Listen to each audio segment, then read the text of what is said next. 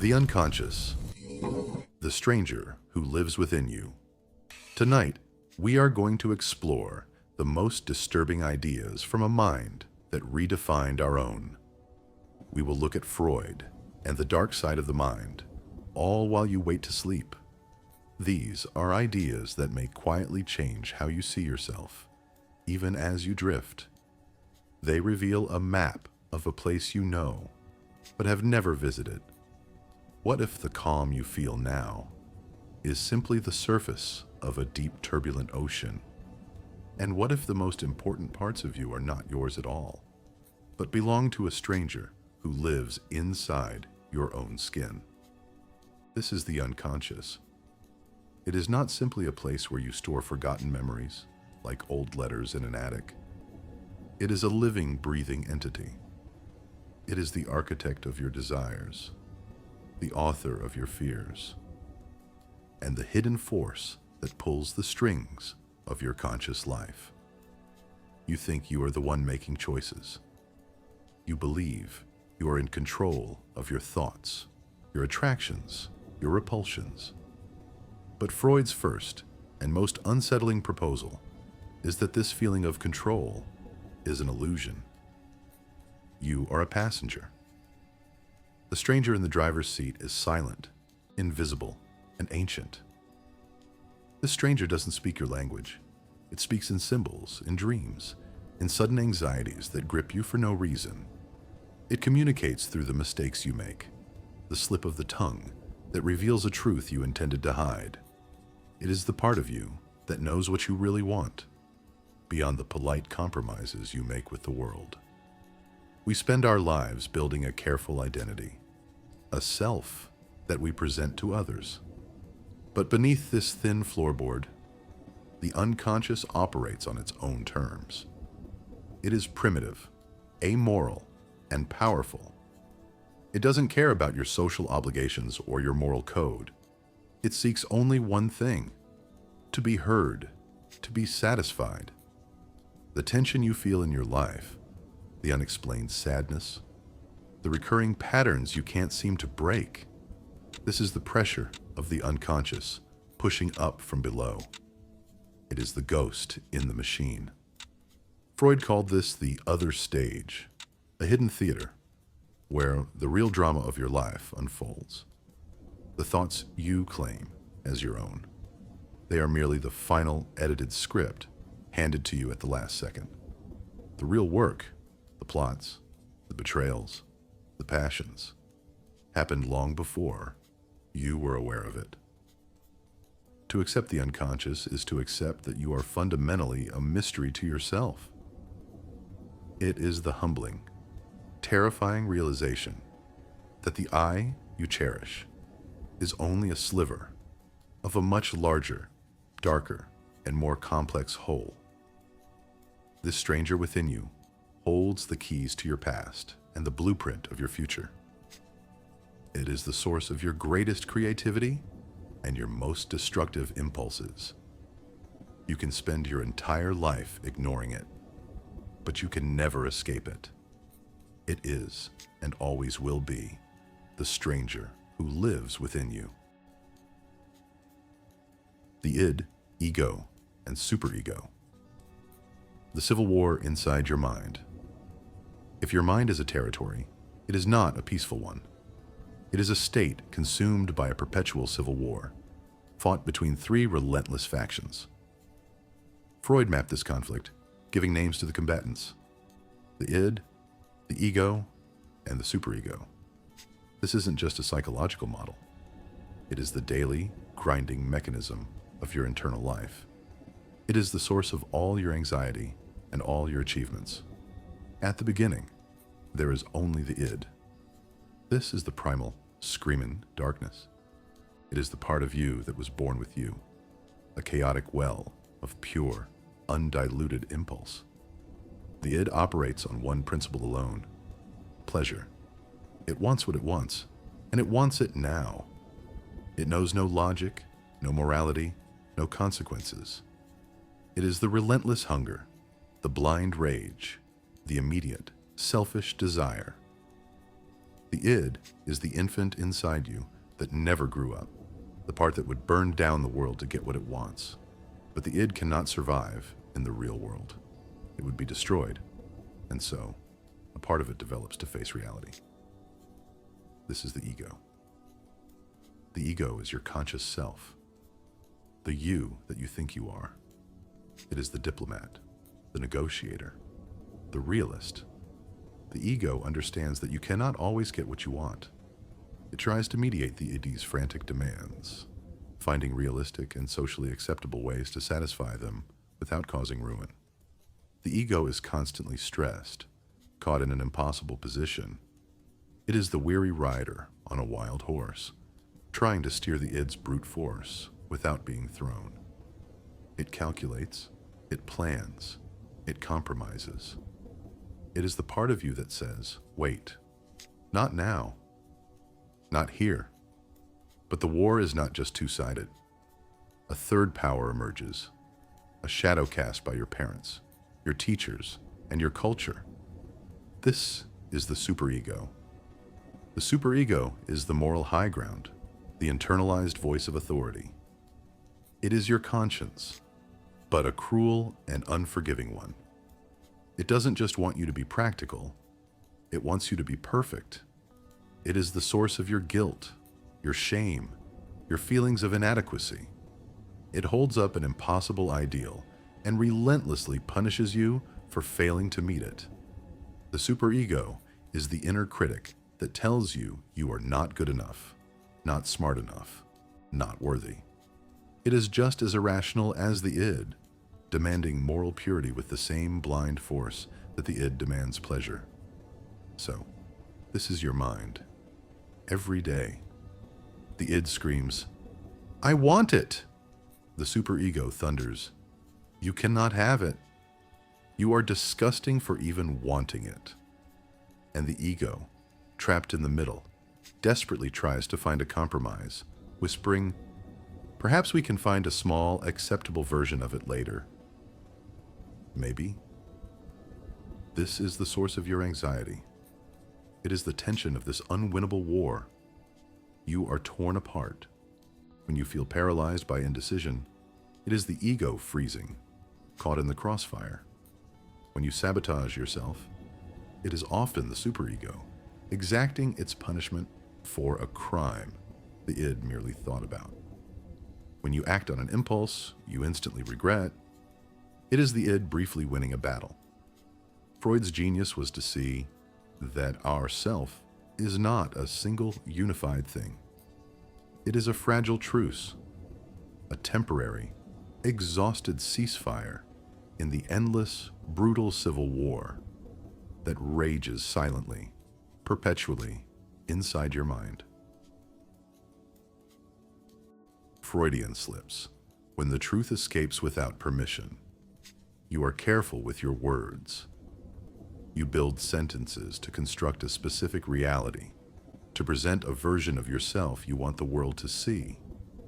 You are polite. You are professional. You are in control. But language, in Freud's view, is a leaky vessel. The truth is heavy, and it searches for any crack to escape. This escape is the Freudian slip, the parapraxis. It is the moment you're unconscious, that stranger within, hijacks your tongue. It is not a mistake. It is a correction. It is the truth bubbling up from the depths to override the lie you were about to tell. You mean to say, I'm so glad to see you. But what comes out is, I'm so sad to see you. You intend to text, I can't wait to be there. But your fingers type, I can't bear to be there. These are not random errors. They are betrayals. They are moments when the ego, the weary diplomat, loses its grip for a split second. In that second, the id, the raw, honest impulse, seizes the microphone. These slips are deeply embarrassing because they are profoundly true. They expose the civil war you're fighting internally. The conscious mind, the ego, is trying to maintain social harmony, to follow the rules, to be the good person. But the unconscious has no interest in being polite. It is interested only in expression. It forces its agenda into the light, disguised as a simple mistake. Think of the times you have forgotten someone's name. Not a stranger, but someone you know well. Someone connected to a complex emotion. Freud would argue this is not a failure of memory. It is an act of motivated forgetting.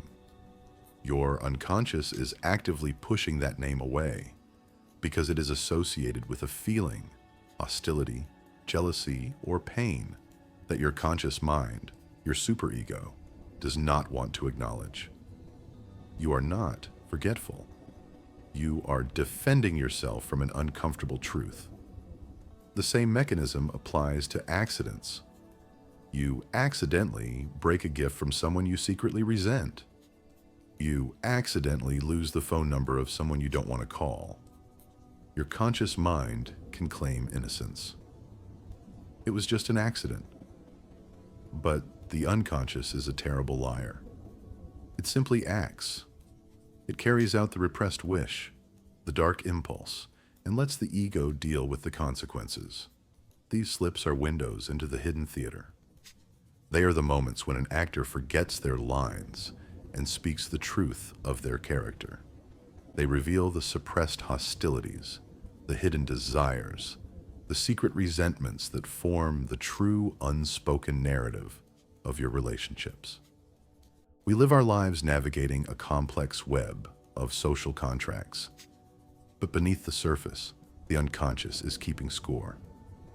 It remembers every slight, every hidden desire. The Freudian slip is its way of reminding you what you really think, whether you like it or not. It is the unfiltered, uncontrollable, and inconvenient truth, escaping without your permission. Many stop here. They've had enough truth. But you didn't. Leave a like, so I'll know you crossed that line. Or the interpretation of dreams, the royal road to the hidden self. When you fall asleep, the war does not stop. The ego, your conscious censor, merely lowers its guard, and in this unguarded state, the unconscious begins to speak. This, for Freud, is the dream. A dream is not random neural firing. It is a meticulously crafted letter from your unconscious, written in a language you have forgotten how to read. Freud called the analysis of dreams the royal road to the unconscious, the main highway into that hidden territory. But the letter is not written in plain text. It is written in code. The unconscious, the Ud, wants to express its most primal, forbidden wishes. These are often desires of a violent or sexual nature that the superego, the inner moralist, would find horrifying. If these wishes were expressed directly, the shock would wake you up. So the dream must be disguised. This process of disguise is what Freud called the dream work. The dream work takes the raw, forbidden wish, the latent content, and transforms it into the strange, nonsensical story you remember in the morning, the manifest content. It does this in several ways. It uses displacement, shifting the emotional intensity from a truly important person or object to a mundane, unimportant one. You dream of being intensely angry at a random stranger, when in reality, that rage is directed at your partner or your boss. It uses condensation, merging multiple ideas, people, or fears into a single bizarre image. You dream of a house that is both your childhood home and your current office, carrying the emotional weight of both. And most powerfully, it uses symbolism. In the dream, your unconscious uses a universal, primitive language. Sharp objects, weapons, and elongated forms may represent one thing. Enclosed spaces, vessels, and openings may represent another. The dream is a rebus, a visual puzzle. The you in the dream is often just an observer, watching impossible events unfold. This is because the ego is still partially active, trying to distance you from the raw, forbidden impulses being played out. The dream is a compromise. It is a safety valve. It allows the id to express its forbidden desires symbolically, while the ego and superego are tricked into believing nothing dangerous is happening. This is why dreams feel so urgent and yet so confusing. You are watching a censored film of your own deepest truths. The feelings in the dream, the anxiety, the desire, the dread are real. That emotional signature is the one part of the latent content that cannot be disguised. The story is the fiction. The feeling is the fact. When you wake up, you dismiss it. It was just a weird dream. But Freud would say you are dismissing the most important psychological document you will produce all day. You are looking directly at a map of your own hidden world, written in its native tongue, and choosing to call it nonsense. You are ignoring the stranger in your mind just after it has spoken to you. Repression. The art of forgetting. What matters most?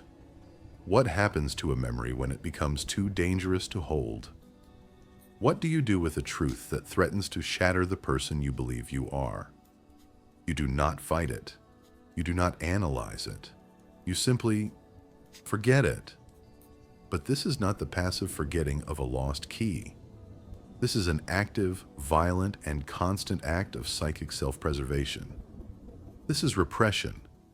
It is the cornerstone of Freud's entire system. Repression is the bouncer at the door of your conscious mind, the ego's loyal soldier, tasked with one single, brutal job: to take any thought, any memory, any desire that is too painful, too shameful, or too contradictory, and throw it down into the dark basement of the unconscious, and then to stand guard forever to ensure it never, ever gets out. This is the art of forgetting what matters most. The mechanism is simple. Your superego, the inner judge, deems a thought unacceptable, a traumatic event, a forbidden rage against a loved one, a primal desire. The ego, panicking at this internal conflict, activates repression. The memory is banished. The problem is, the memory doesn't die. It is not deleted. It is buried alive. And down in the darkness of the id, it festers. It doesn't just sit there. It gathers energy. It becomes a pocket of pressurized radioactive emotion. It is the forgotten trauma that still makes you flinch at a certain sound. It is the childhood humiliation that still dictates your aversion to risk. You have no idea why. You have forgotten, but the body remembers. The unconscious always remembers. This, Freud argued, is the source of our neuroses. The psychic energy required to keep that memory pinned down is immense. It is a constant drain on your mental resources. Your personality becomes a fortress built around an empty space where the trauma used to be. You develop symptoms, anxiety, phobias, obsessions. These symptoms are not the illness. They are the solution. They are the disguised, distorted return of the repressed memory. It is the unconscious, screaming through a gag. The repressed idea has found a way to bypass the censor, attaching its raw emotion to an unrelated, safe object. You are not afraid of the original trauma. That is forgotten. Instead, you are suddenly, inexplicably terrified of spiders, or open spaces, or quiet rooms.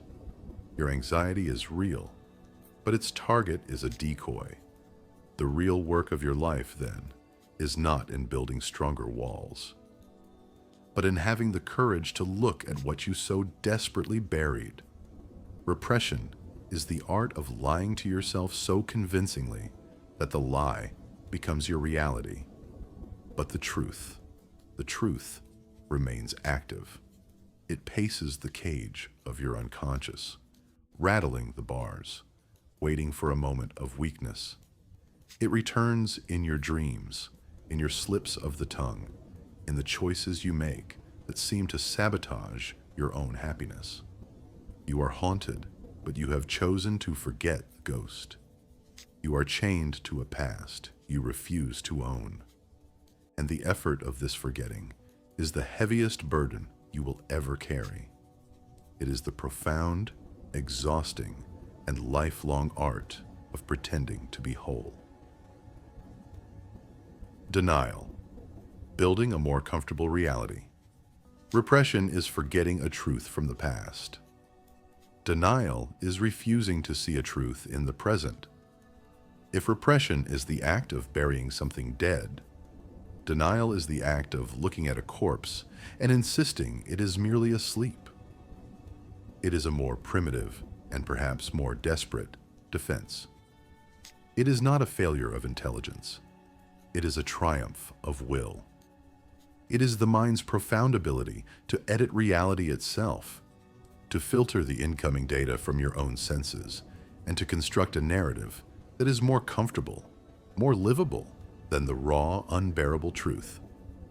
Denial is the ego's shield against a fact so overwhelming it threatens immediate dissolution. The doctor presents the fatal diagnosis, and the mind's first response is, the tests are wrong. The relationship is clearly over. The bags are packed, but the thought remains, they are just upset. They will be back tomorrow. This is not optimism. This is a psychic blindness, a refusal to let the light in because the light is too harsh. This mechanism is essential for survival in the short term. It is the buffer that allows the mind to process catastrophe at its own pace. It is the anesthetic that dulls the initial impact, giving the ego time to mobilize other, more sophisticated defenses. But when this temporary shield becomes a permanent fortress, it becomes a prison. The person in denial must now spend all their energy maintaining this alternate reality. They must actively avoid people, places, and conversations that might bring them into contact with the truth. They become architects of a fragile fantasy. Their life becomes rigid. Any challenge to the narrative is met not with debate, but with disproportionate anger, with rage. This anger is the sound of the fortress walls cracking. It is the terror of the truth seeping in. We often see denial in others with perfect clarity.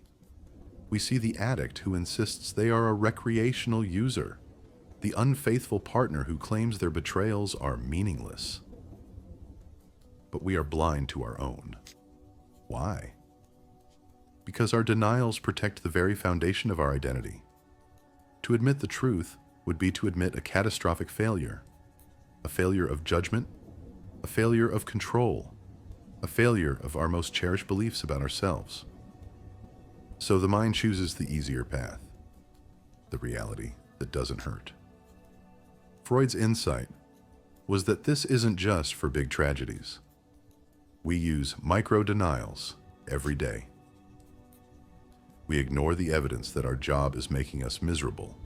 We overlook the flaws in people we desperately want to love.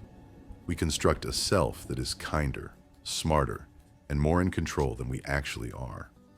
This is the comfortable reality we build, brick by brick, lie by lie. The problem is that reality, the objective, external truth, does not care about our comfort. It continues to exist. You can deny the existence of a charging bull, but you will still be gored. Denial is the desperate, human attempt to bend the universe to our will. It is the ultimate magic trick of the psyche, to look straight at the void and to see only what we wish was there. Projection, seeing your ghosts in the faces of others. There is a way to live with your darkest impulses without ever having to own them. There is a way to feel your most unacceptable rage, your most forbidden desires, and yet remain, in your own eyes, completely innocent. This mechanism is one of Freud's most disturbing insights. It is called projection. It is the mind's way of taking its own bad parts, the parts the superego condemns, and casting them out, like a demon, into the external world. You do not just repress the feeling, you attribute it to someone else. It is a psychic exorcism, where you become the exorcist of your own sins. The process is both simple and insidious. You have a deep-seated hostility towards a coworker, but your superego insists you are a good, kind person. You do not hate. This creates an intolerable tension. The ego must find a solution. So it projects. Suddenly, you are not the hostile one. They are. You become convinced that they are trying to sabotage you, that they are looking at you with aggression. The world magically transforms to match your internal state. You are now free to feel your rage, but it is disguised as self-defense. You are not the aggressor. You are the victim. Projection is the engine of paranoia. It is the source of the bad boss, the evil rival, the judgmental stranger. So often, the world we perceive is not the world as it is, but a mirror reflecting the parts of ourselves we have disowned. The parts of you that you cannot stand, your own laziness, your own dishonesty, your own insecurity, are the very first things you notice and despise in other people. The person who is constantly complaining about how everyone is so fake is often the one wearing the most elaborate mask. The person obsessed with the immorality of others is often the one fighting the most intense internal battles. This is the great irony. That which we hate in others is almost always a map to our own shadow self. It is a confession, disguised as an accusation. This is why our hatreds can be so passionate, so irrational. We are not just fighting another person. We are fighting a disowned part of our own soul. We are trying to destroy the very trait in them that we fear in ourselves. This mechanism poisons our relationships and our view of the world. It builds walls. It creates us versus them. It allows us to maintain an illusion of purity by painting the world in shades of darkness. Freud's idea is unsettling because it robs us of the comfort of our own righteousness. It forces us to ask a terrifying question. Is the other, who troubles you so much, really other at all? Or are you simply seeing your own ghost, your own unacknowledged darkness, looking back at you from the face of a stranger? The world becomes a house of mirrors, and the monsters you see are, all too often, your own reflection. The Oedipus complex, the shadow of parents, over-desire. This is, perhaps, the most famous and most profoundly misunderstood of Freud's ideas. It is the one that causes the most immediate discomfort, the one we are quickest to dismiss as absurd or perverse. But to dismiss it is to miss the core of what Freud was trying to explain. That our first experience of love, rivalry, and power is not with the world, but within the tiny, superheated triangle of the family. This is the Oedipus complex. It is not, as it is often reduced, a literal, conscious desire. It is a deep, unconscious structure. A story that unfolds in the mind of a small child. A story that will set the template for every future relationship. The child, Freud argued, forms its first intense romantic attachment to one parent. Typically, the parent who is the primary caregiver. This parent is the source of all pleasure, all safety, all nourishment. They are the child's entire world. And then, the child becomes aware of a rival. The other parent. This third person possesses the beloved parent in a way the child cannot. This rival is powerful, and they are an obstacle. This sparks the first primal triangle of human emotion: desire, jealousy, and a new, terrifying feeling, a murderous rage toward the rival, coupled with a deep fear of that rival's power. The child is trapped. It loves both parents, but it also wishes, in the most primitive part of its mind, to eliminate one in order to possess the other. This is the complex. The child cannot win this battle. The rival is too strong. The fear of reprisal, which Freud called castration anxiety, is too great. The child must eventually surrender. They renounce the forbidden desire for the first parent, and in a brilliant psychic maneuver, choose to become the rival parent instead. They internalize the rival's authority, their rules, their morality. This, Freud said, is the very birth of the superego. You do not just obey the father, you become the father. You adopt his values, and in doing so, you resolve the unbearable conflict. This ancient drama, played out in the mind before the age of 6, becomes the blueprint. It is the shadow that hangs over all future love. We seek out partners who resemble, in some small, unconscious way, that first lost love. We replay the old rivalries. We find ourselves drawn to people who are unavailable, reenacting the original unwinnable triangle. We find ourselves in power struggles with authority figures, still fighting that first giant rival. The complex is the invisible script we are handed in childhood. It dictates our choice of partner, our relationship with authority, and our own sense of self. It is the reason, Freud would argue, that love is never simple. It is always a haunting. It is always a search for a ghost, a reenactment of a story that ended and began before you could even speak. It is the shadow of our parents, stretching so long that it darkens the rest of our lives. The death drive, Thanatos. The secret wish to return to nothingness. We are taught to believe that all life strives to live, that every organism, at its core, is driven by a profound instinct for survival, growth, and reproduction. Freud called this the life drive, eros, the force that seeks connection, pleasure, and the building of more complex things. But as Freud witnessed the unprecedented slaughter of the First World War, and as he observed the self-destructive patterns in his patients, he proposed a second, far darker idea. He argued there is another equally powerful force at work within us, a force that does not seek life, but its opposite. He called it Thanatos, the death drive. This is the secret, silent wish to return to the nothingness from which we came. It is the desire for the end of striving, the end of tension, the end of pain. It is the longing for the perfect, inorganic calm that preceded consciousness. This, Freud suggested, is the ultimate destination of all life. We do not just move towards death, we are actively pulled towards it. This drive is the source of our most inexplicable and destructive behaviors.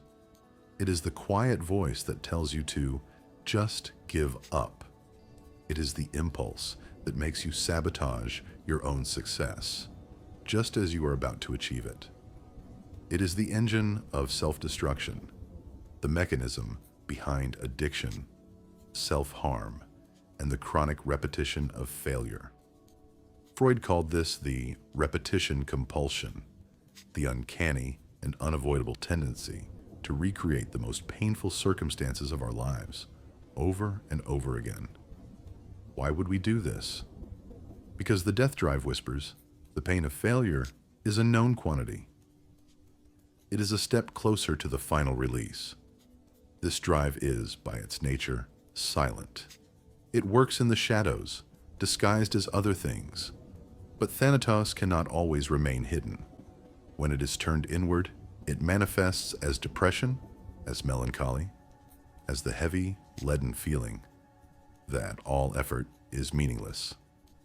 It is the slow, methodical dismantling of the self. And when this immense, destructive energy is turned outward, it becomes the source of our most terrifying capacities: aggression, cruelty, and the desire to destroy others. War, in Freud's view, was not just a political failure. It was a collective eruption of the death drive. It was humanity's repressed self-hatred, projected onto an enemy. The entire project of civilization, then, is a desperate, cosmic struggle between these two titans. Eros, the life drive, struggles to build, to connect, to create families, art, and societies.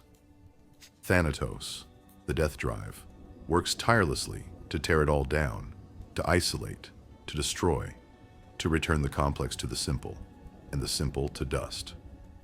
Your own life is the battlefield for this same war. Every act of creation, every gesture of love, every moment you choose to build something is an act of defiance against this internal pull toward the void. But the pull is always there. It is the siren song of entropy, the promise of ultimate peace.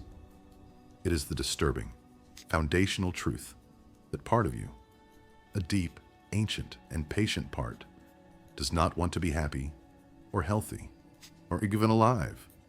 It just wants to go home. It is the secret, terrifying wish to simply stop. Civilization and its discontents. Why happiness is so difficult. Why are we so unhappy? We have built cities, created laws, developed medicines, and conquered the forces of nature. We have, in many ways, insulated ourselves from the raw, brutal indifference of the universe. We have built civilization, a magnificent fortress to protect us. And yet, Freud observes, we are miserable.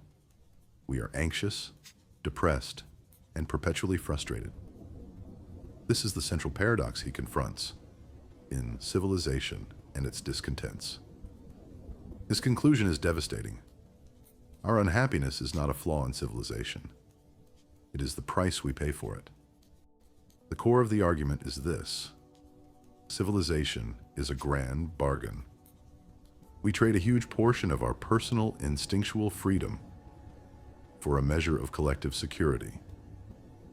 At our core, we are driven by the id's primal urges, specifically the limitless desire for sexual gratification and the unbridled urge for aggression. A society where everyone acted on these impulses all the time would be impossible. It would be, as Hobbes said, a war of all against all. It would be terrifying, short, and brutal. So we make the trade. We agree to suppress our most powerful instincts. We create rules, morals, and laws. But the instincts do not go away. They are merely repressed. And this, Freud argues, is the source of our discontent. We are fundamentally, biologically, at odds with the very structures we built to protect us. The first major casualty is our aggression. Civilization tells us, "Thou shalt not kill," and even more impossibly, "Love thy neighbor as thyself." This is a direct assault on the human psyche. We are forced to take our natural, outward-directed aggression, our Thanatos, and turn it inward. Where does it go? It is absorbed by the superego, the inner critic. That internalized aggression becomes guilt. It becomes a relentless internal police force that punishes us not just for our bad deeds, but for our bad thoughts. The superego becomes a reservoir of cruelty directed at our own ego. This is why good, moral, civilized people are so often plagued by a nagging, non-specific guilt. It is the frustration of our own tamed, inverted aggression. The second casualty is our pleasure. The id's pleasure principle is incompatible with a functioning society that demands work, delay of gratification, and monogamous, controlled relationships. Civilization demands that we sublimate our raw sexual energy, our libido, into productive channels, like work, art, and science. But this sublimation is never fully satisfying. We are left with a constant, low-level frustration. We are safe, yes. We are protected from murder and chaos. But we are not free. We are animals trapped in a cage of our own design. A cage built of laws, ethics, and social expectations. We are domesticated, and we resent it. This is why, Freud suggests, we secretly crave moments of release, in destructive behavior, in transgression, in the chaos of a crisis. It is the id rattling the bars. Happiness, for Freud, was never the point of civilization. The point was survival. The promise of modern life is that we can be both perfectly civilized and perfectly happy. Freud's most disturbing idea is that this is a lie. We cannot. We are caught in an unwinnable trade-off. We are forever torn between our desire for freedom and our need for security. And this tension, this discontent, is not a problem to be solved. It is the permanent, unchangeable, and tragic condition of being human. The future of an illusion, the human need for a cosmic father. In all of human history, in all of civilization, one idea has remained almost universal: the idea of God, or gods, a belief in a higher supernatural order. Where does this persistent, powerful idea come from? For Freud, it is not a divine revelation. It is a psychological necessity. It is an illusion we construct to protect us from the unbearable truths of the human condition. This is the core of the future of an illusion. Freud argues that humanity is fundamentally helpless. We are born into a world that is indifferent to our suffering. We face the forces of nature, earthquakes, floods, disease. We face the cruelty of civilization and other people. And most terrifyingly, we face the inescapable, absolute certainty of our own death. And this is too much for the individual psyche to bear. We are children, alone in the dark. And what does a child do when it is terrified and helpless? It calls for its father. Religion, for Freud, is a collective cosmic scale reenactment of the child's relationship with the parent. We project our infantile needs onto the universe. We invent a cosmic father, a God, who promises to do what our earthly parents could not. This God promises to protect us from the horrors of nature. He promises to deliver justice in the end, ensuring that our suffering means something. And most importantly, he promises that death is not the end, that there is an afterlife where all wrongs are righted and we are reunited with those we have lost. This is the illusion. Freud does not use this word to mean it is necessarily false. He uses it to mean it is born from a wish. We believe in God not because of evidence, but because we need to believe. It is the ultimate act of wish fulfillment. This illusion, he argues, has been the cornerstone of civilization. It provided the absolute, non-negotiable authority, God said so, needed to force human beings to suppress their primal instincts. It was the original superego for all of society. But Freud, writing on the cusp of a modern scientific age, saw this illusion as a crutch that humanity needed to outgrow. He saw it as a form of collective neurosis, a psychological stage we had to pass through.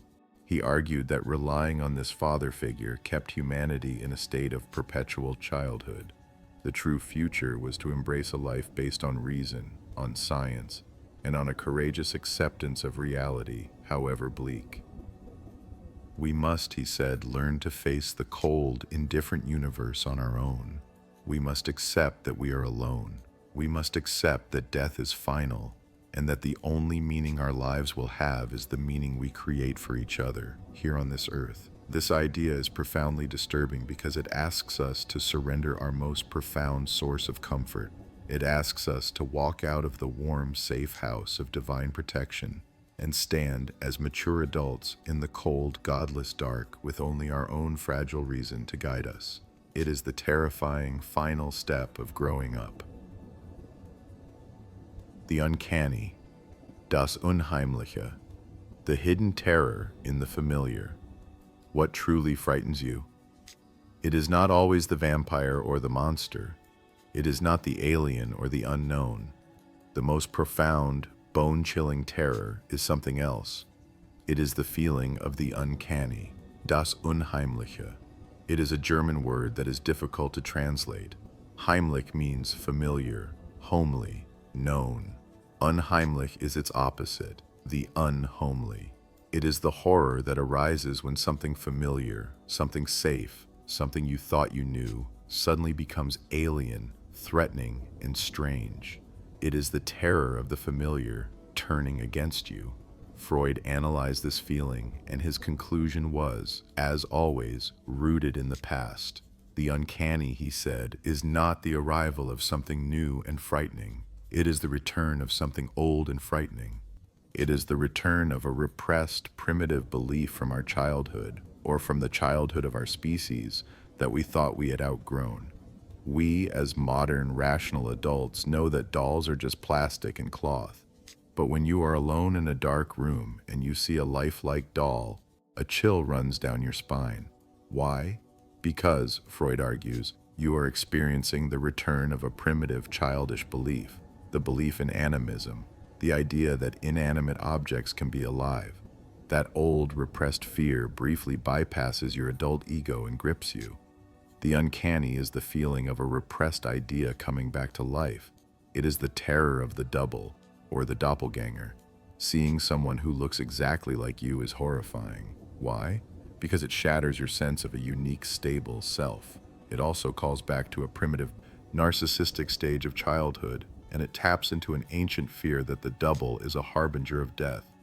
It is the feeling you get when you are lost in a city you know well, or when you find yourself walking in circles. The familiar has become a trap. The uncanny is the fear of involuntary repetition.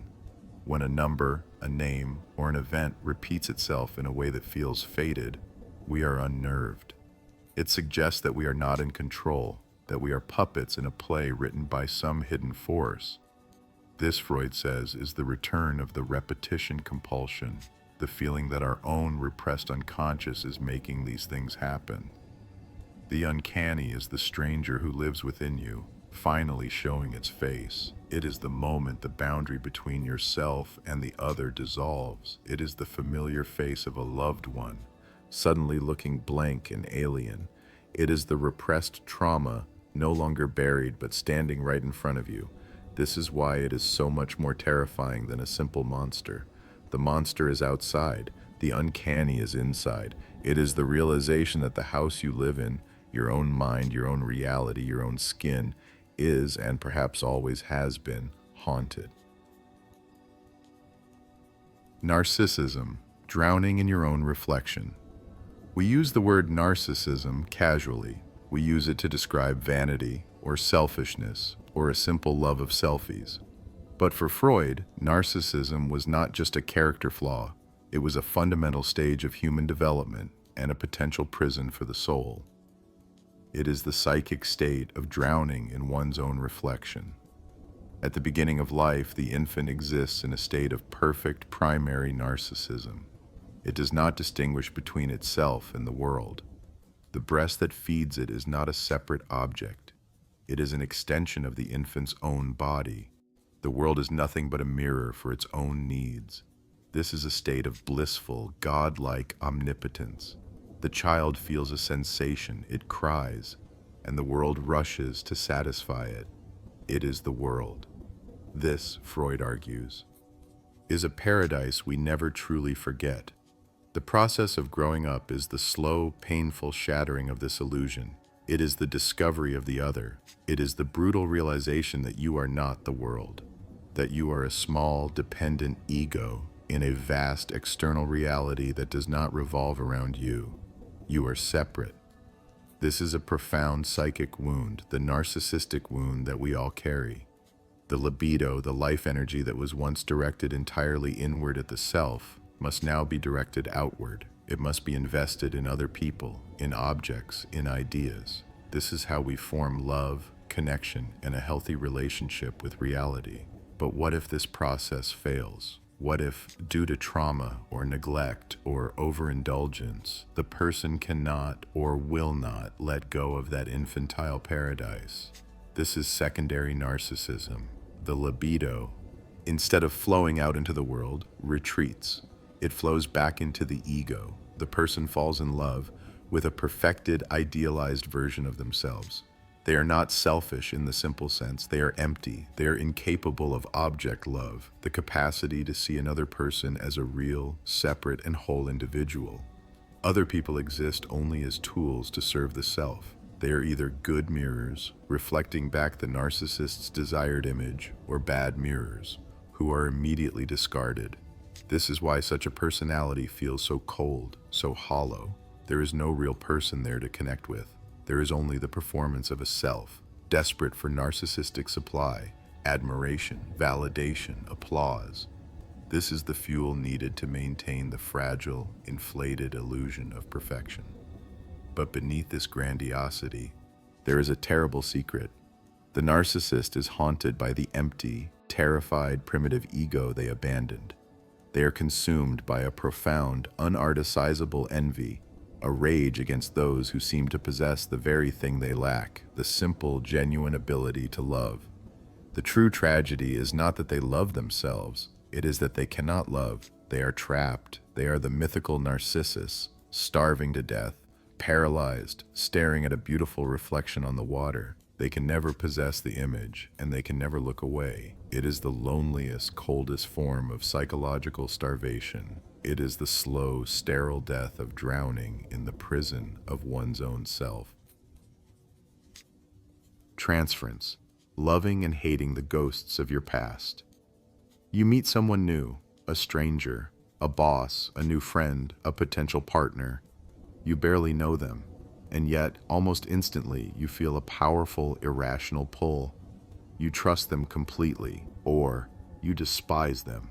You feel an immediate, visceral distrust. You are certain they are arrogant or weak or dangerous. You have no evidence for this. You just know. Where does this instant, powerful judgment come from? Freud's answer is transference. It is one of his most powerful and practical concepts. It is the idea that we never truly meet anyone for the first time. We are, all of us, living in a haunted house.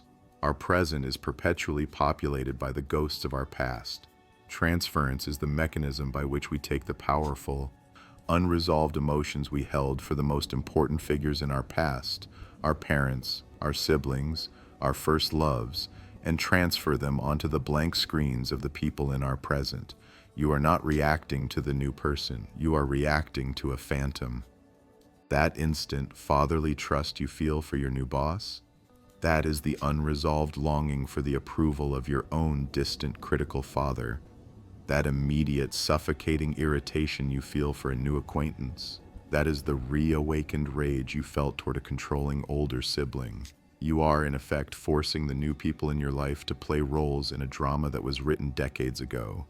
You are fitting them for a costume they don't even know they are wearing. This is not a conscious process. It is a deep, automatic, and often disastrous script. It is the repetition compulsion in action. The unconscious, desperate to resolve its oldest conflicts, seeks out people who fit the part and tries to stage the old play again, hoping for a different ending.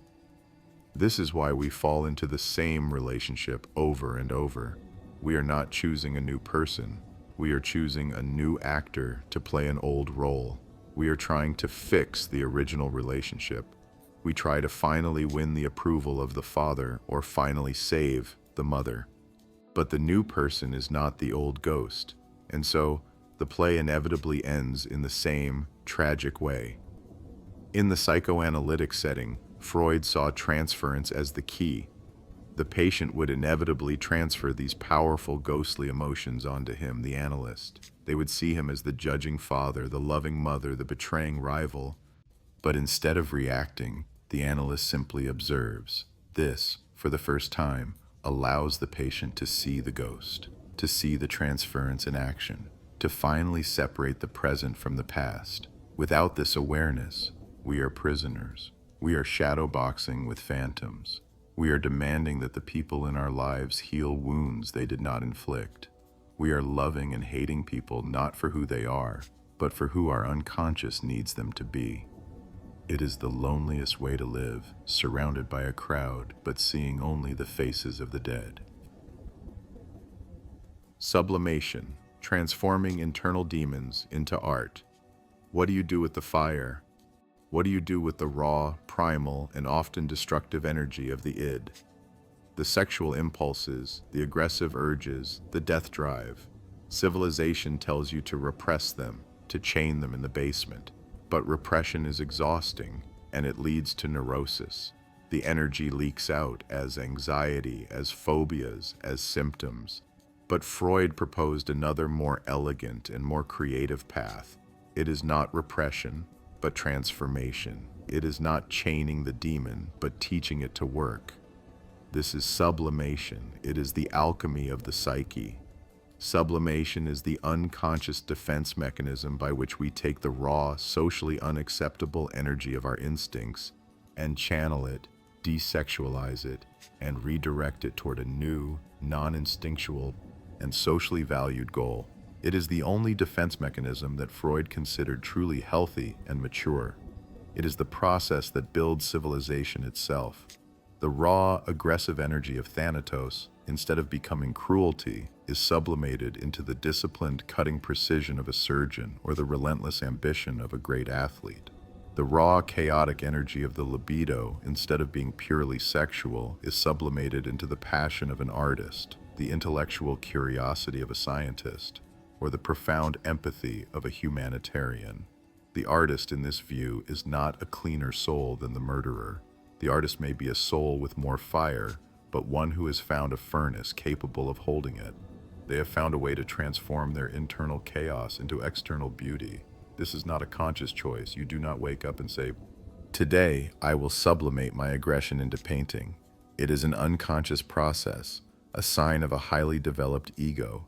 It is the mind's most brilliant solution to the human problem, how to be an animal and a god at the same time. It is the compromise that allows the id to be expressed and the superego to be satisfied.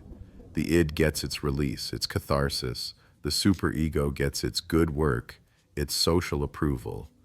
But sublimation is not a perfect solution. It is always a substitute. It never fully satisfies the raw instinct. The instinctual aim is always lost in translation. The surgeon, at the end of a long day, may still feel a residual, unarticulated aggression. The artist, having finished a masterpiece, may still feel a deep, restless longing. The original primal desire is still there, beneath the surface. This is perhaps why our greatest cultural achievements, our most breathtaking art, our most profound scientific breakthroughs, are so often shadowed by the melancholy of their creators. They are the products of a beautiful but incomplete transformation. They are the magnificent, echoing songs of our internal demons, tamed but not destroyed. They are the proof that the most profound acts of human creation are not born from our better angels, but from our darkest, most dangerous, and most powerful fires. Halfway through, maybe your body rests, but your subconscious is still listening. Subscribe, and let's keep unfolding the human mind together. The castration complex, the symbolic fear of Lhasa. This is another of Freud's ideas that is so easily misunderstood, so quickly dismissed as a strange, literal, and outdated obsession. But to read it literally is to miss the entire point. The castration complex is not a physical fear. It is a profound, symbolic metaphor for the first and most important lesson of life, that your will is not absolute. It is the child's first shocking encounter with limits, with law, and with the concept of loss. It is the moment the paradise of infantile narcissism is shattered forever. The drama unfolds differently for the sexes, but the theme is universal.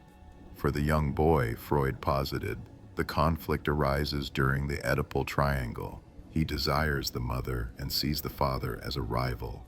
He then, in a moment of psychic terror, realizes that the father is infinitely more powerful enough to punish him for this forbidden desire. The castration is the symbolic form of this punishment. It is the ultimate price for transgression. To save himself, the boy must surrender. He represses his desire for the mother and internalizes the father's law. This complex is what creates the superego. It is the brutal, terrifying lesson that you cannot have everything you want, and there are consequences for your desires. It is the birth of guilt and the foundation of social order. For the young girl, Freud's formulation was more complex and far more controversial. He proposed a concept of penis envy, which, again, is not a literal physical desire, but a symbolic one. In the patriarchal structures Freud observed, the girl recognizes that power, authority, and freedom are symbolically associated with the masculine. Her envy is a desire for that power, that social standing that the father possesses and the mother, in that context, lacks. Her journey is not one of fearing loss, but of reconciling with a perceived pre-existing lack. This part of his theory is deeply and rightly challenged. But the core concept, the symbolic encounter with lack or loss as the central organizing event of the psyche, remains. What is this complex really about? It is about power. It is the child's first encounter with an authority they cannot defeat. It is the discovery that their desires can be and will be denied. This is a terrifying wound to the child's omnipotence. And in that wound, the superego is born. It is the internalization of the very law that defeated you. You become the law, so you never have to be its victim again. This is why it is the bedrock of civilization. It is the mechanism that takes a small, primal animal, ruled only by the id, and forces it to become a social being. It is the lesson that your desire is not the only desire in the world. It is the painful, necessary, and symbolic loss of a part of yourself in order to gain access to the whole of humanity. Mourning and Melancholia, losing someone versus losing yourself. We all experience loss. It is the most universal, unavoidable human pain. But why do two people facing a similar loss, the death of a loved one, the end of a relationship, react so differently? Why does one person move through mourning, a process that is painful but finite, and eventually heal? And why does another fall into melancholia, a bottomless, paralyzing despair that consumes their entire world? Freud's distinction between these two states is a profound look into the nature of identity. Mourning, he said, is the normal, healthy process of grieving. The world feels poor and empty. You have lost someone you loved. The libido, the energy you invested in that person, must now be slowly, painfully withdrawn. This is the work of mourning. You must confront every memory, every shared hope, and accept that it is gone. It is excruciating. But in all this, yourself, your ego, remains intact. You know what you have lost. You are grieving for an other. Melancholia, however, is something far darker and more insidious. The world does not feel poor and empty. Instead, the ego itself feels poor and empty. The person is not just sad, they are consumed by a vicious self-hatred. They are filled with self-reproach, convinced they are worthless, morally bankrupt, and deserving of punishment. This, Freud observed, was a puzzle. Why would a person react to an external loss with such an intense internal attack? His answer was this. In melancholia, the loss is not just a loss, it is a loss that has been internalized. The person has not just lost the other, they have become the other. The shadow of the lost object, he wrote, has fallen upon the ego. This happens because the original relationship was not one of simple love. It was one of intense narcissistic identification. The person's very identity was fused with the person they lost. So when the loss occurred, they did not just lose someone they loved, they lost a part of themselves.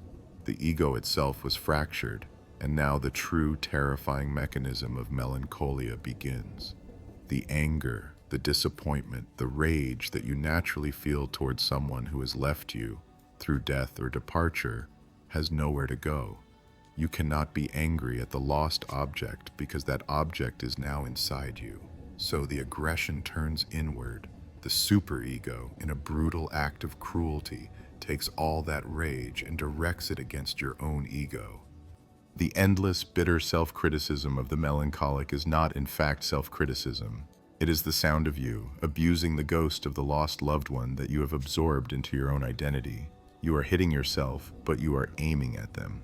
This is why melancholia feels like a bottomless pit. You are trapped in a psychic civil war, where your superego is methodically executing your ego, all in the name of a loss you cannot consciously grieve. You have not lost someone, you have lost yourself. The nature of jokes: aggression and desire in the form of humor. Humor is a release. It is a moment of shared, explosive pleasure. We think of jokes as light, as harmless, as a simple entertainment. But for Freud, nothing is simple and nothing is harmless. A joke is not just a joke, it is a highly sophisticated and very serious psychological mechanism. It is a small, perfect act of psychic rebellion. It is a way for our most forbidden, repressed instincts, our aggression and our sexual desires, to escape the prison of the unconscious and enjoy a moment of freedom in the broad daylight. How does it work? A joke, Freud analyzed, has a three-part structure. It involves the joke teller, the person being told the joke, and a butt, or a target. This target can be a person, an institution, or an idea. The joke work, much like the dream work, is a process of disguise. It takes a raw, tendentious, or purposeful impulse, an impulse of pure hostility or pure lust, and packages it. It wraps the raw, ugly impulse in the clever, innocent coating of a punchline, a pun, or a witty observation. This clever coating acts as a bribe. It momentarily distracts the censor, the superego, which is always standing guard. The superego hears the clever wordplay and lowers its defenses, thinking it's just an innocent game of logic. And in that split second, the raw, repressed energy, the aggression, the lust, bypasses the censor and explodes into the conscious mind. We laugh. That laugh is the sound of pleasure, but it is not the pleasure of the wit. It is, Freud insists, the fore-pleasure of the instinct being released. We are laughing at the cruelties, we are laughing at the obscenity. We are, for a brief, socially sanctioned moment, allowing our id to run free. Think of gallows humor. Why do we laugh at the darkest subjects? Death, disaster, tragedy. Because that is where the most psychic tension is stored. The joke is a safety valve, releasing the terror and grief we have repressed. Think of dirty jokes. They allow us to bypass our own internal moral prohibitions and take pleasure in the forbidden, sexualized thought. Think of satire. It is the most elegant form of aggression. It allows us to attack powerful figures, politicians, authority, in a way that is safe. We are not rebelling, we are joking. The person who says, "I was just kidding," after a brutally cutting remark is, in Freud's view, a perfect liar. They were not kidding. They were telling the most aggressive truth, using the joke as their only available weapon. Humor, then, is not an escape from reality. It is a deep, primal, and necessary engagement with our repressed reality. It is the sign of a sophisticated mind, one that has found a way to let its demons out to play without burning the house down. It is aggression and desire in its most intelligent form. Totem and taboo, the invisible rules that govern the tribe. Where does morality come from? What is the origin of law, of religion, of the very foundations of human society? Freud was not content with simple historical or sociological answers. He wanted to find the psychological origin, the deep, primal event in the infancy of our species that set the course for civilization. In Totem and Taboo, he presents a dark, speculative, and powerful myth. It is the story of the primal horde. In the dawn of humanity, Freud imagined humans lived in small groups dominated by a single, powerful, and despotic male, the primal father. This father possessed all the females and held absolute power of life and death over his sons. He was the ultimate, terrifying rival. The sons, living in a state of repressed rage and desire, were trapped. They both hated and admired this powerful father. Eventually, their shared forbidden desires, the Oedipal impulse on a massive scale, drove them to the ultimate transgression.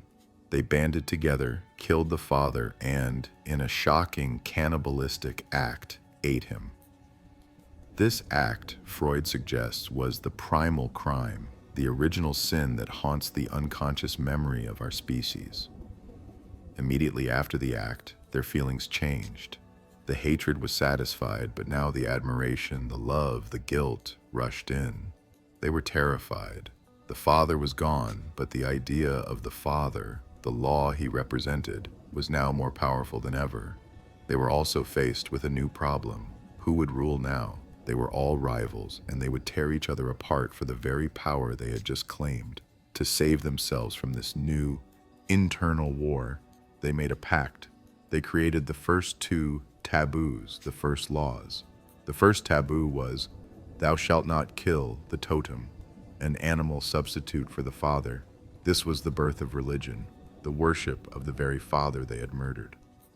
The second taboo was, "Thou shalt not have relations with the women of the tribe," the ones who had belonged to the father. This was the birth of exogamy, the foundation of all social contracts. This myth, however strange it sounds, is a grand metaphor. It is the Oedipus complex, writ large for all of humanity. It argues that civilization is not born from a social contract of rational actors. It is born from a crime and the overwhelming shared guilt that followed. Our laws, our morals, our religions, they are not signs of our divine grace. They are monuments to a murder. They are a complex collective defense mechanism against our own darkest primal impulses. Our superego is the ghost of the murdered father, internalized, watching us, judging us, forever. We are not good because we are enlightened. We are good because we are haunted. We obey the law, not out of respect, but out of a deep, ancient, and repressed fear of a crime we all, unconsciously, remember committing. Infantile sexuality, the end of innocence. The idea of childhood innocence is one of our most cherished, protected beliefs. We see the child as a blank slate, a pure being, free from the dark, complex, and messy desires that plague adult life, specifically sexual desires. Freud's idea of infantile sexuality is perhaps his most disturbing because it takes this cherished belief and shatters it completely. He argued that sexuality does not begin at puberty. Puberty is merely when sexuality becomes focused on reproduction. Sexuality itself, the seeking of bodily pleasure, the libido, is present from the moment we are born. This, he argued, is the engine of our development. He did not mean that infants have adult sexual desires. He meant that the child's life is a journey, a psychosexual development through different zones of pleasure. The infant's first sexual pleasure is not genital, it is oral. The infant's entire world, its source of comfort, nourishment, and connection is centered on the mouth. This is the oral stage. The act of feeding is not just for survival, it is the first blissful experience of satisfying the libido. This is why, Freud argued, so many adult neuroses are oral in nature. Addictions to smoking, to eating, to talking. They are fixations, a return to that first lost paradise of pleasure.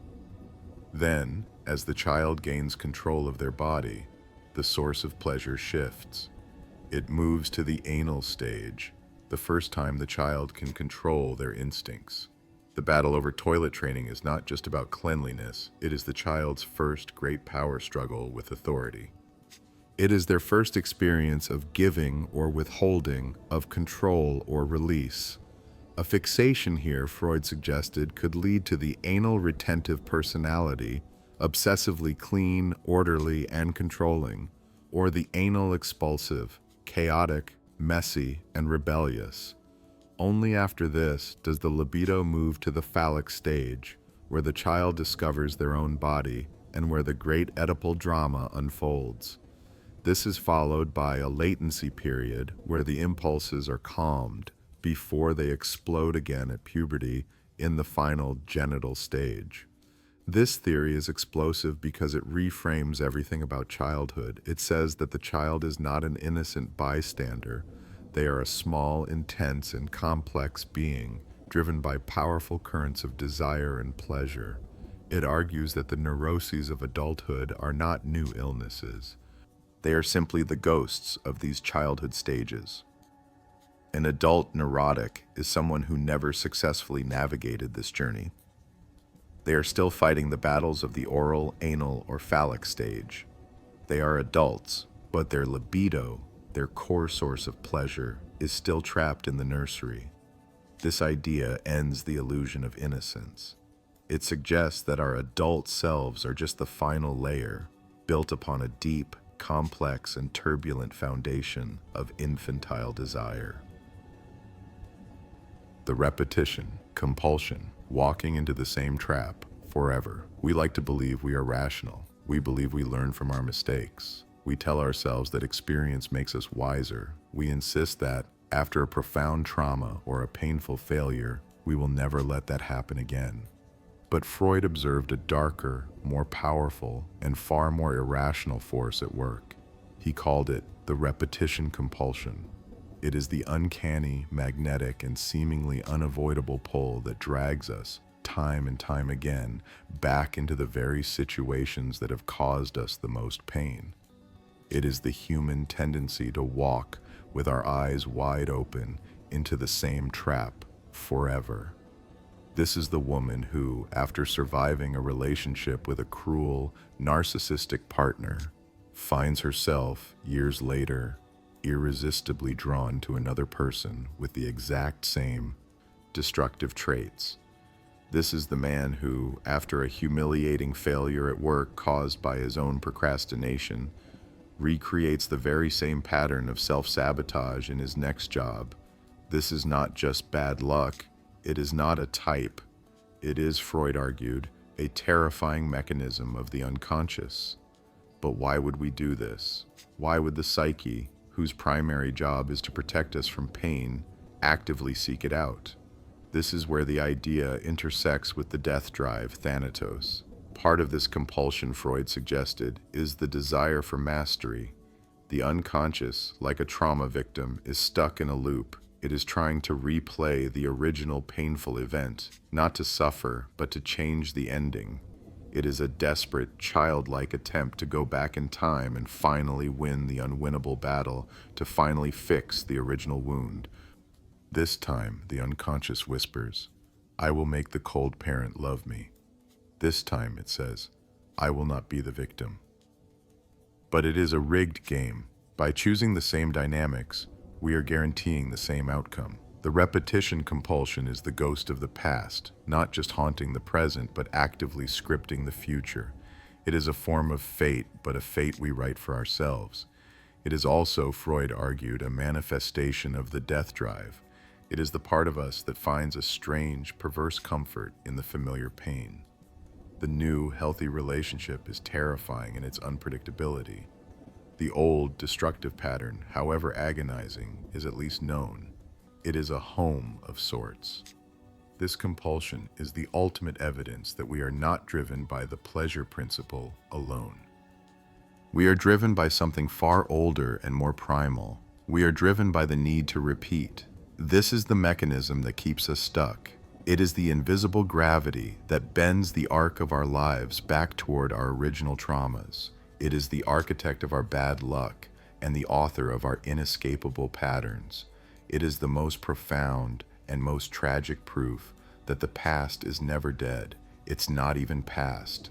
It is a living, active, and relentless force, compelling us to reenact the same story over and over until we finally understand that we are not the protagonists, we are the puppets. Fixation, the anchor holding you in a past you never left. Why is it so hard to change? Why do we, as adults, find ourselves wrestling with the same childish fears, the same juvenile angers, the same immature desires that we should have outgrown decades ago? We are adults in body, but in mind, we are still fighting battles in the nursery. Freud's concept for this is fixation. It is a psychological anchor. It is the idea that a part of your libido, Your core psychic sexual energy has become stuck in one of the early psychosexual stages, the oral, the anal, or the phallic. Because this energy is trapped in the past, it is unavailable to you in the present. You are, in effect, trying to live your adult life with only a fraction of your psychological resources. This is not a conscious choice. It is the result of a battle that was either lost or won too easily. Fixation happens, Freud said, when a particular stage was either a source of profound trauma and frustration or a source of too much pleasure and indulgence. In either case, the psyche refuses to move on. If the oral stage was traumatic, if feeding was uncertain, if comfort was withheld, you may develop an oral aggressive fixation, manifesting as cynicism, verbal hostility, and a biting sarcasm. If that stage was too pleasurable, you may develop an oral receptive fixation, seen in a persistent passive dependency, a need to be fed by others, emotionally or intellectually. If the anal stage, the first great battle for control, was overly harsh, you may become anal retentive, clean, orderly, controlling, and stingy, still fighting that old battle by holding on. If it was too lax, you may become anal expulsive, chaotic, messy, and defiant, still rebelling against an authority that was never there. These are not cute personality quirks. They are the defining structures of a personality. They are the evidence of where your energy is trapped. The fixated person is always seeking to satisfy the needs of a stage they never left. The oral personality is always hungry for validation, for substances, for comfort. The anal personality is always controlling their money, their time, their environment. The phallic personality, fixated on the Oedipal drama, is always competing, driven by vanity, ambition, and a need to prove their potency to a ghostly paternal rival. This is why insight alone so rarely leads to change. You cannot decide to be less controlling or less dependent. You are fighting against the gravity of your own anchored libido. You are trying to sail a ship that is still tied to a dock you left 30 years ago. Your present life is a shadow play, dictated by the needs of an infant or a toddler who is still, and always will be, screaming for what it was denied or for what it was given too freely. You have not left your past. You are just living in a different room of the same old house. The pleasure principle, the compulsion to seek your own ruin.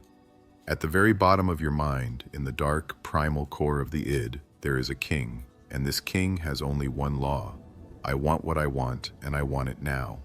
This is the pleasure principle. It is the most fundamental, primitive, and relentless driver of the human psyche. It is not a suggestion. It is a biological mandate. It is the absolute, uncompromising demand for the immediate discharge of all tension and the immediate satisfaction of all needs. It is the engine of life, and it is the engine of our self-destruction. The pleasure principle is the logic of the infant. The infant feels hunger, a tension, and it screams until it is fed, a discharge. It knows no later. It knows no consequences. It knows no other people. It is a universe of pure, blind, selfish need. This ancient king, Freud argues, never truly abdicates. He is still there, inside your adult mind, demanding that you obey his one simple law. He is the part of you that chooses the immediate fleeting pleasure, even when you know it will lead to long-term catastrophic pain. He is the voice that says, eat the entire cake. He is the hand that reaches for the third drink, the one you know you will regret tomorrow. He is the impulse that makes you sabotage the stable, loving relationship for the sake of a new, thrilling, but temporary passion. He is the architect of your ruin. The pleasure principle is in a state of perpetual war with another, newer part of your mind, the reality principle. The reality principle, housed in the ego, is the weary diplomat that understands later and consequences. The reality principle says, if you do this now, you will suffer for it. The pleasure principle screams back, I do not care about later, I care about now. Most of your adult anxiety, your stress, your bad decisions are simply the sound of this battle. You are torn between the part of you that wants to build a life and the part of you that wants to burn it all down for one perfect moment of release.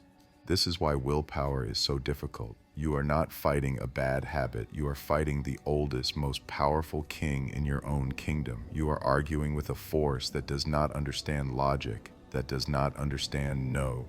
This is also why we are so drawn to fantasies, to addictions, to any state of being that allows us to temporarily escape the brutal constraints of reality. These are vacations for the pleasure principle. They are moments when we can, once again, be the all-powerful infant and let the now be the only thing that matters. But this king is a tyrant. He promises pleasure, but he delivers ruin. He promises freedom, but he builds a cage of compulsion. He is the animal god within you, demanding its sacrifice. And the sacrifice, all too often, is your future, your health, your peace, your very life. The reality principle, the cold compromise of adulthood. If the pleasure principle is the king, the reality principle is the exhausted, pragmatic, and deeply unglamorous civil servant who actually runs the kingdom. It is the function of the ego, and its birth is the single most important and most painful event of your development. It is the dawning, horrific realization that what you want is not what is. It is the discovery of the word no. It is the end of magic. The pleasure principle seeks one thing, immediate discharge. The reality principle seeks one thing, long-term survival, and it achieves this, not through pleasure, but through postponement. This is the cold, hard compromise of adulthood. The reality principle is the part of your mind that says, you cannot have that now, but if you work and plan and wait, you can have a part of it later. It is the ability to suffer tension. It is the capacity to endure the displeasure of now for the sake of a greater, more stable pleasure in the future. It is the part of you that gets up for a job you dislike because it provides the security you need. It is the part of you that doesn't say the cruel, cutting remark because it understands the long-term damage it will do to a relationship. It is the part of you that studies for the exam, saves the money, goes to the gym. It is, in short, the adult in the room. And it is locked in an eternal, exhausting war. Every moment of your day is a negotiation. The id, via the pleasure principle, screams for immediate release. The superego, the moral judge, screams that you are bad for even wanting it. And the ego, using the reality principle, tries to find a path. It is the ultimate compromiser. It is constantly trying to find a safe, realistic, and socially acceptable way to give the id a little of what it wants without incurring the wrath of the superego or the destruction of external reality. This is why you feel so tired. The psychic energy required to manage this negotiation, to hold back the tide of the pleasure principle, is immense. It is the source of your mental fatigue. But this is also, Freud argued, the very definition of strength. A strong ego is not one that crushes the pleasure principle. That is impossible and leads only to a brittle, joyless, repressed life. A strong ego is one that can tolerate the tension. It can sit with the desire, acknowledge it, and choose to wait. A weak ego, by contrast, is one that is constantly overwhelmed. It is a slave to the id's impulses, the addict, the compulsive, or a prisoner of the superego's cruelty, the depressive, the anxiety-ridden. The reality principle is, therefore, the greatest and most tragic achievement of the human psyche. It is the acceptance of our own profound limitations. It is the voice that whispers, "You are not a god. You are not the center of the universe. You are small, and the world is hard."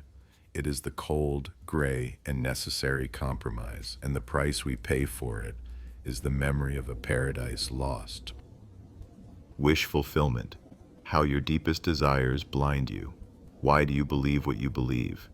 You are convinced it is because of logic, evidence, and rational thought. You have good reasons.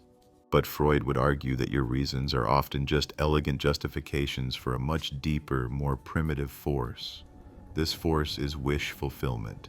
It is the powerful unconscious tendency of the mind to construct a reality and to hold beliefs that are not based on what is true, but on what you wish was true. It is the pleasure principle applied to the realm of thought. It is the idea that your deepest desires can and do blind you. This is a mechanism that is active and essential in your dreams. A dream, for Freud, is the ultimate wish fulfillment. It is a psychic space where the impossible becomes possible, where the dead are alive, where your greatest ambitions are realized. It is a fantasy that satisfies the repressed, forbidden wishes of the id. But this mechanism does not turn off when you wake up. It leaks. It contaminates your conscious, rational life. You are not just a rational being, you are a desiring being, and your desires are constantly editing your perception of the world. This is the person who stays in a toxic relationship, blind to the red flags that are obvious to everyone else because their wish for the relationship to be the one is more powerful than the evidence. This is the gambler who, after a dozen losses, is convinced the next hand will be the winner. This is not a calculation of probability, it is the triumph of wish. This is the foundation of our most fervent beliefs. As we explored with the future of an illusion, our most profound spiritual ideas are born from our deepest wishes. The wish for a father to protect us, the wish for justice, the wish for life to be eternal. We believe, Freud argues, not because it is proven, but because the alternative is unbearable. This creates a profound and disturbing problem. If our beliefs are so deeply entangled with our wishes, how can we ever know what is real? How can you trust your own judgment? Your mind is not a clear window onto reality. It is a biased instrument. It is a creative artist painting a picture of the world that serves its own emotional needs. The self you have constructed, your own identity, is itself a form of wish fulfillment. You believe you are kind, smart, and moral, but this is a narrative, a story you tell yourself, one that conveniently filters out the evidence of your own cruelty, your own ignorance, your own selfishness. You are living inside an illusion of your own design. The danger of this is clear. When your wish-fulfilled reality collides with the actual, brutal, and indifferent reality of the world, the result is a psychic shattering. This is the narcissistic wound. It is the pain of disillusionment. This is why we cling so desperately to our beliefs, even in the face of overwhelming evidence. To give up the belief is not just to be wrong, it is to let go of the wish. It is to accept a colder, harsher, and less comforting world. It is to admit that what you want has no bearing at all on what is. Screen memories, the false pictures, hiding a deeper truth. Your memory is not a video recorder. It is not a faithful, objective archive of your past. Your memory, in Freud's view, is a liar. It is a storyteller, a propagandist, an editor, working in the service of your unconscious. It constantly rewrites your personal history, not to preserve the truth, but to hide it. The most powerful tool it uses for this deception is the screen memory. A screen memory is a memory from your childhood that is strangely vivid. It is clear, mundane, and seemingly insignificant. You remember the pattern of the wallpaper in your grandmother's kitchen, or the feeling of a specific blue sweater, or a casual remark made on a sunny afternoon. You have no idea why you remember this one trivial moment with such photographic clarity when you have forgotten entire years of your life. Freud's answer is that this memory is a screen. It is a false picture, unconsciously created by your mind, to serve one of two purposes. The first, and most common, is that it stands in front of a much more significant and far more traumatic memory. It is a decoy. The traumatic event itself, an event of profound fear, shame, or pain, has been repressed. It is too dangerous to be allowed into consciousness. But the psychic energy of that memory, the charge, is still there. So the mind displaces that charge onto a nearby innocent memory, one that happened just before or just after the real event. You don't remember the terrible fight your parents had. You remember with perfect, piercing clarity the wallpaper in the room where it happened. The wallpaper is safe. The fight is not. The screen memory acts as a lightning rod, drawing the dangerous emotional energy away from the repressed trauma. It is a compromise. Your mind remembers the event, but in a disguised, symbolic, and harmless form.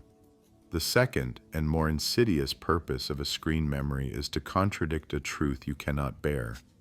The mind fabricates a memory of peace and happiness to cover up a period of intense suffering. It is a form of retrospective wish fulfillment.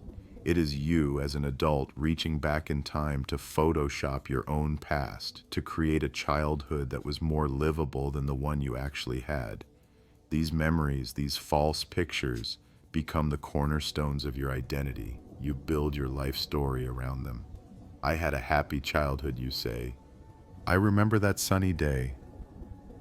But you are building your house on a foundation of lies. Lies that your own mind told you to protect you. This is why trusting your memory is so dangerous. Your memory is not yourself. Your memory is your defense. It is a shield. And if you want to know what really happened, Freud would say, do not look at the picture you remember. Look at the gaps. Look at the emotions that are attached to the wrong things. The truth is not in the bright, clear image. The truth is in the shadow behind it. It is in the very thing that the screen was created to hide. The seduction theory, the blurred line between memory and fantasy. Before he built his grand, elaborate theories of the Oedipus complex and infantile sexuality, Freud had a different, simpler, and perhaps more horrifying idea. His early work was with hysterical patients, women who were suffering from profound, debilitating physical symptoms, paralysis, blindness, fits that had no apparent physical cause. As he listened to them, one by one, they told him stories. They remembered being sexually abused in childhood, almost always, they claimed, by a father or a close male relative. At first, Freud believed them. He proposed the seduction theory. The theory was simple. Adult neurosis is caused by a real, external sexual trauma in childhood. The repressed memory of this actual event, he argued, was the pathogenic nucleus of the illness. This was a radical, explosive idea. It painted a dark picture of the civilized Victorian family, suggesting it was a hotbed of hidden abuse. It was an idea that made him a pariah. And then he abandoned it. He famously and controversially reversed his position. He began to believe that these memories were not memories at all. They were fantasies. He proposed that his patients were not remembering a real seduction from an adult, but were instead describing their own infantile, Oedipal desires. They were, in effect, projecting their own forbidden wishes onto their parents. They had not been seduced. They had wished to be. This reversal changed the course of psychoanalysis forever. It shifted the focus from external trauma, what the world does to you, to internal fantasy, what your own mind desires. It was the birth of the Oedipus complex as the central, universal, internal drama of humanity. But this reversal is the most troubling and most debated part of Freud's legacy. Did he really believe they were all fantasies? Or did he, as some critics argue, experience a failure of courage? Was the seduction theory too monstrous for him and for his society to accept? Did he retreat from the horrifying sociological truth of widespread abuse and escape into the safer, more abstract, and more blameless world of internal universal fantasy? The truth is likely lost and hopelessly complex, but the dilemma itself is perhaps the real Freudian insight. His work, perhaps accidentally, exposed the most terrifying, uncanny valley of the human mind, the place where memory and fantasy become indistinguishable. It is the place where the truth of an event and the wish for an event become so hopelessly blurred that even the I who experienced it can no longer tell them apart. We are, all of us, living in that blurred space. We are beings composed of what happened to us and what we wished would happen. And the line between those two is the most fragile and most disturbing boundary of all. The family romance, the secret fantasy of a different origin. As a child, you look at your parents, and at some point, a strange, alienating thought occurs. I am not like them. You feel in your core that you are different. They are mundane. They are flawed. They are disappointingly normal. You, however, you feel you are destined for something else. You feel you are in some secret way, special. This passing private thought is not just a moment of childish arrogance. For Freud, it is a universal, necessary, and deeply revealing psychological stage. He called it the family romance. It is the child's secret, elaborate fantasy that they are not the child of their real parents. They are, in fact, a foundling, an adopted child. Their real parents are, of course, noble or rich or powerful. They are a lost prince, or the secret child of a great hero. This fantasy is not about hating the parents. It is a necessary tool for psychological liberation. It is the child's first tentative attempt to break free from the all-encompassing authority of the parents. In the beginning, the child sees the parents as all-powerful, God-like figures, the Oedipal drama. They are the source of all love, all law, all reality. But as the child grows, they begin to see the flaws. They experience disappointment. They see that the father is not the strongest, wisest man in the world. They see that the mother is not the most beautiful, perfect woman. This is a devastating, narcissistic wound. The child, who identified with these gods, is now the child of mere mortals. The family romance is the ego's defense against this disappointment. It is a fantasy that says, it is true, these parents are flawed, but that is because they are not my real parents. My real parents are still perfect.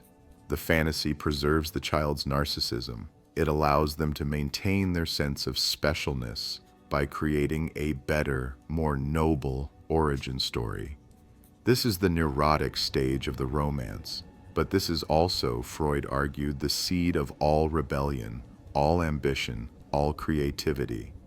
It is the moment the individual separates their identity from the identity of their family. It is the beginning of the self as an independent entity. Most of us, as we grow, slowly abandon this fantasy. We learn to accept our parents as flawed, real human beings. We make peace with our ordinary origins. But for the neurotic, and perhaps for the artist, this fantasy is never fully abandoned. It lingers. It becomes the engine of their life. They live their entire lives in a state of family romance. They are forever seeking a higher calling, a grander purpose, a more noble family. They are driven, ambitious, and perpetually dissatisfied with the mundane reality of the world. They are still that small child, looking at their ordinary parents and whispering to themselves, I do not belong here. I am from somewhere else.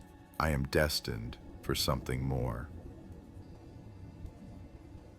Fetishism, when an object holds the full weight of desire. Why does the human mind fixate? How can a simple, inanimate object, a shoe, a piece of fabric, a lock of hair, become so charged with power that it becomes the only source of arousal, the very center of a person's desire? We dismiss fetishism as a perversion, a strange quirk on the fringes of sexuality. But for Freud, it was not a quirk. It was a profound and deeply revealing act of psychological survival. It is a monument, he said, erected at the site of a profound psychic terror. The fetish is not an object, it is a story, it is a solution. To understand it, we must return to the moment of symbolic trauma, the castration complex. The child in this drama confronts a terrifying lack, a realization that shatters their world. This realization is unbearable. The psyche, in a moment of pure, brilliant desperation, must find a way to disavow this truth. It must find a way to say, I know, but I will not know. The mind, in that moment of terror, seizes onto an object. This object, Freud argued, is almost always something that was seen in the moments just before the traumatic discovery: a foot, a shoe, a piece of lingerie. This last seen object becomes the substitute. It is frozen in time, and it is imbued with all the power of the thing it is meant to replace. The fetish is a shield. It is a magical object that allows the person to simultaneously accept and deny the terrifying truth. It is a compromise. The person's logic says, yes, I know the truth, but the fetish whispers, and yet, this object exists.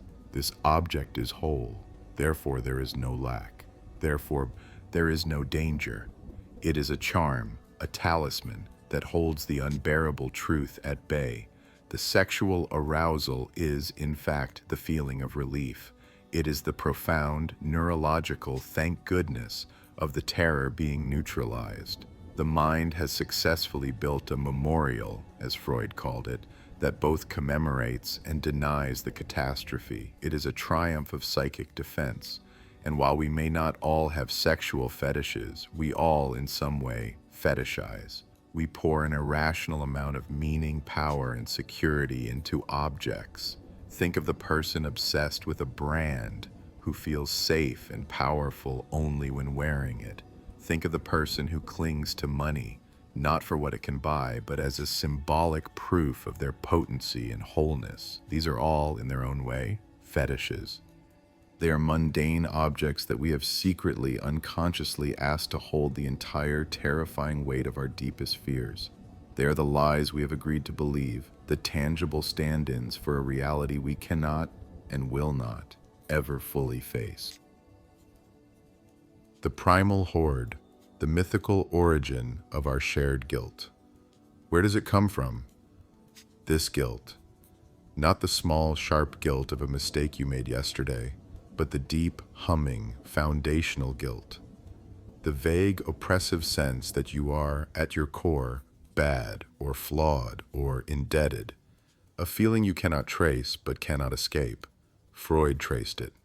In Totem and Taboo, he proposed a mythical history of the human soul. It is the story of where our guilt and our entire civilization was born. He called it the primal horde. Imagine, he said, the dawn of humanity.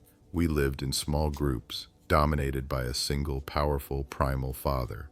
He was the patriarch, the alpha. He was terrifying, and he was absolute. He possessed all the power, and he possessed all the females. His sons, united by their shared lot, lived in a state of profound, unbearable ambivalence. They hated him. He was the ultimate rival, the tyrant who denied them their most basic desires. But they also loved and admired him. He was their protector, their ideal, the image of the power they too wished to possess. This tension, this love and hatred festered. And one day the brothers banded together and did the unthinkable. They conspired, killed him, and devoured him.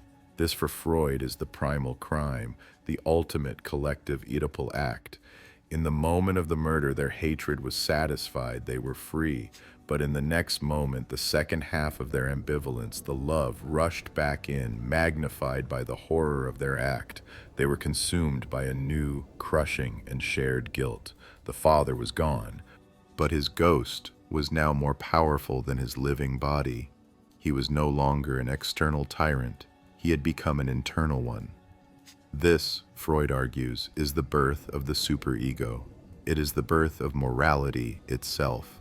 To manage their guilt and to prevent their new rivalrous society from tearing itself apart, the brothers created the first laws, the first taboos.